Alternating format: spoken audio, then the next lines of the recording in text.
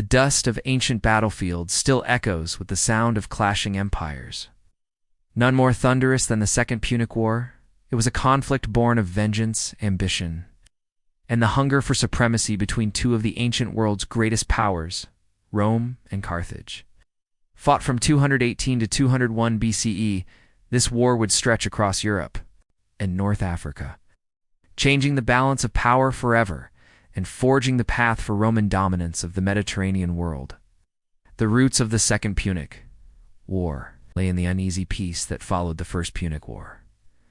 Rome had emerged victorious in that earlier conflict, forcing Carthage to cede Sicily and pay a crippling indemnity.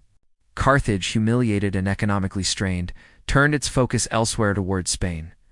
In Spain, a young Carthaginian general named Hannibal Barca, son of the great Hamilcar Barca, began building an army and an empire of his own. Hannibal had grown up in the shadow of Roman hatred. Legend holds that as a boy, he swore an oath of eternal enmity against Rome at his father's behest. He was not merely a soldier, he was a man possessed by vengeance. By 219 BCE, Hannibal had consolidated Carthaginian power in Hispania, but he sparked war when he laid siege to Saguntum, a city allied with Rome. Rome demanded Hannibal be handed over. Carthage refused. War was inevitable. But few in Rome could predict the audacity of Hannibal's response. Rather than face Rome at sea, Hannibal decided on a land invasion so bold it bordered on madness. In 218 BCE, he marched from Spain through Gaul and led an army including war elephants across the frigid, treacherous Alps. The crossing was a logistical nightmare. Many men and animals perished. But Hannibal's tenacity prevailed, and he descended into northern Italy with a seasoned, if battered, force. There he won a series of astonishing victories. At the Battle of the Trebia River, he lured Roman forces into a trap, encircling and slaughtering them. In 217 BCE at Lake Trasimene, he ambushed and annihilated a Roman army in one of the largest ambushes in military history. Panic spread through Rome. The Senate appointed Quintus Fabius Maximus as dictator, who adopted a cautious strategy of harassment and delay, avoiding direct battles. His methods earned him the nickname Conctator, the Delayer, and frustrated a Roman public eager for revenge. But it was in 216 BCE at Cannae that Hannibal delivered his masterpiece. Facing a much larger Roman army, Hannibal arranged his troops in a concave formation. As the Romans surged forward, Carthaginian wings folded inward, encircling them. Nearly 50,000 Roman soldiers were killed. It was one of the worst defeats in Roman history. The Roman Republic, for all its power, was shaken to its core. Following Cannae, many of Rome's allies in southern Italy defected to Carthage. Hannibal gained control of much of the region, yet he did not march on Rome itself. Historians have debated this decision for centuries. Some believe he lacked the siege equipment. Others think he hoped that Rome would sue for peace, but Rome did not. The Republic endured, rallied, and reformed. Rome gradually adapted. Under generals like Marcus Claudius Marcellus, they began to reclaim lost territories.